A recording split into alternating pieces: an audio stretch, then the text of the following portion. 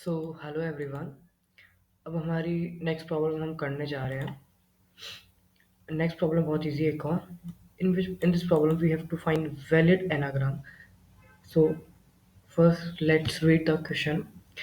Given two strings s and t, return true if t is an anagram of s and false otherwise. Okay. An anagram is a word or phrase formed by rearranging the letters of a different word. Okay, phrase typically using all the original letter exactly once. Okay, so इसमें हमें input दे रखा है anagram और हमें एक T दे रखा है नेगाराम। सो इसमें हमें चेक करना है कि हमारे जितने भी अल्फ़ाबेट्स हैं ना ये इसके इक्वल आ रहे हैं क्या। अगर इक्वल है जितने अल्फ़ाबेट एस में है टी में तो हम क्या लिख देंगे, रिटर्न ट्रू कर देंगे। अब जस्ट लाइक रेड के अंदर कार, ये अल्फ़ाबेट में टी का चेंज आ गया तो ये एनाग्राम नहीं है। जैसे कि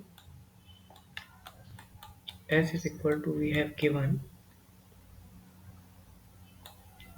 रेड, ठीक है, इनको अलग अलग समझना।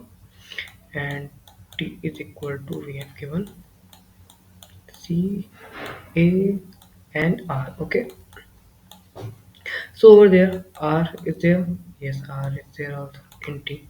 A is there, A is there, A is there.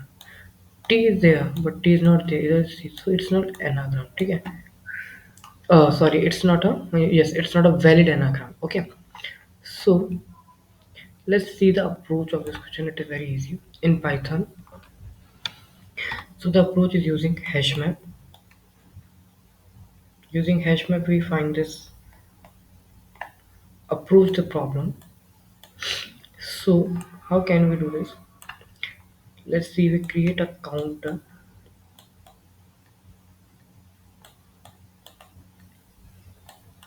Over there we create a counter. Okay, hashmap is designed by a key value pair, key value pair के फॉर्म में अरेंज होता है, क्योंकि in python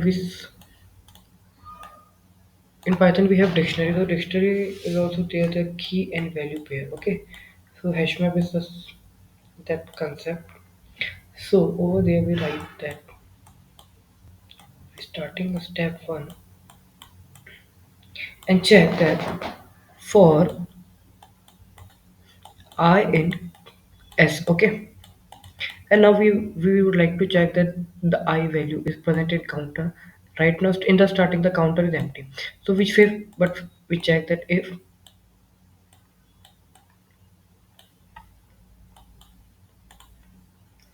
I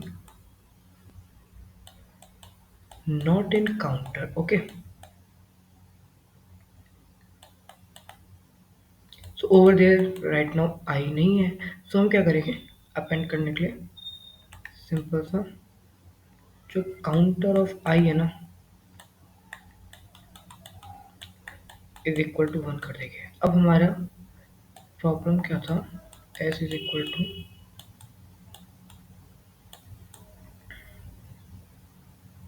एनाग्राम था, t is equal to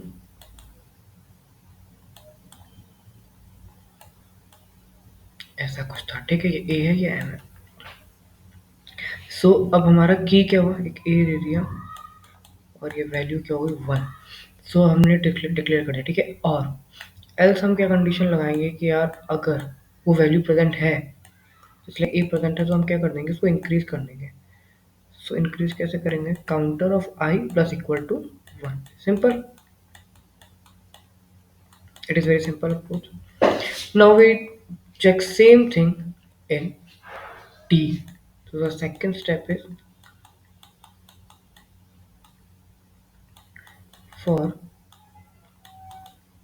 I in t. Okay,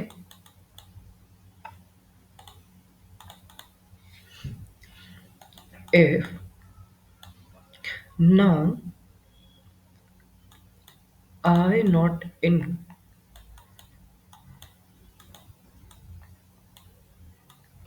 अब हमारा अगर आई counter में नहीं आ रहा है यार, कि अगर टी की वैल्यू हमारे इसके काउंटर के अंदर वैल्यू नहीं आ रही है, तो इसका मतलब ये है ना कि हमारा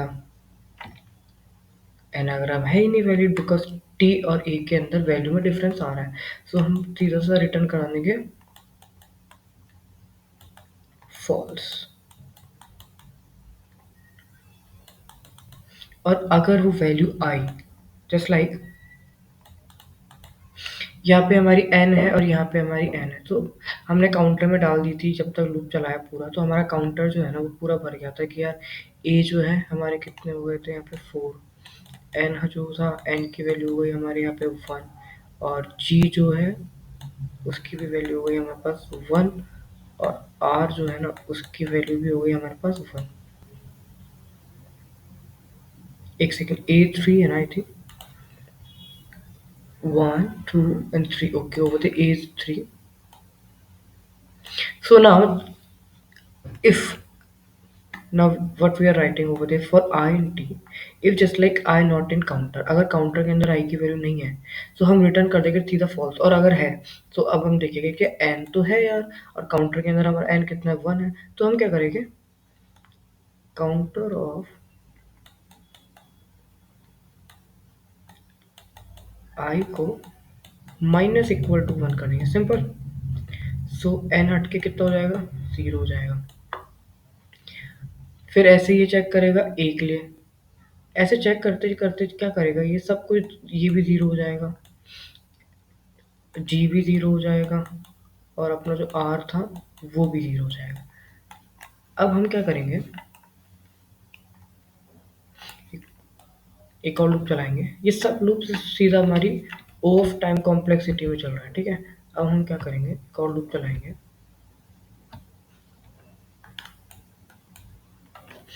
उसमें अपन देखेंगे क्या फॉर की कॉमा वैल्यू, ध्यान से देखना ये चीज़ बहुत प्यारी है पाइथन में। की कॉमा जो वैल्यू है ना, इफ की कॉमा वैल्यू इन किसके अंदर चल रही है, अपनी की कॉमा वैल्यू काउंटर के अंदर चल रही है, डॉट आइटम जो कि हमारे आइटम्स होते हैं की वैल्यू के अंदर, या जो काउंटर के अंदर हमारे आइटम्स हैं। सो अगर अब हमारी जो value not is equal to zero हुई ना, तो भाई हम रिटर्न करा देंगे सीधा सा फॉल्स यार, कि भाई मतलब वैलिड एनाग्राम नहीं है। अदरवाइज जीरो हुई वैल्यू तो हम क्या कराएंगे रिटर्न ट्रू। अब यहाँ पे क्या था, जीरो हुई पूरी वैल्यू सब कट कटा के, लेकिन अब वो जस्ट लाइक एक एग्जांपल था वो कार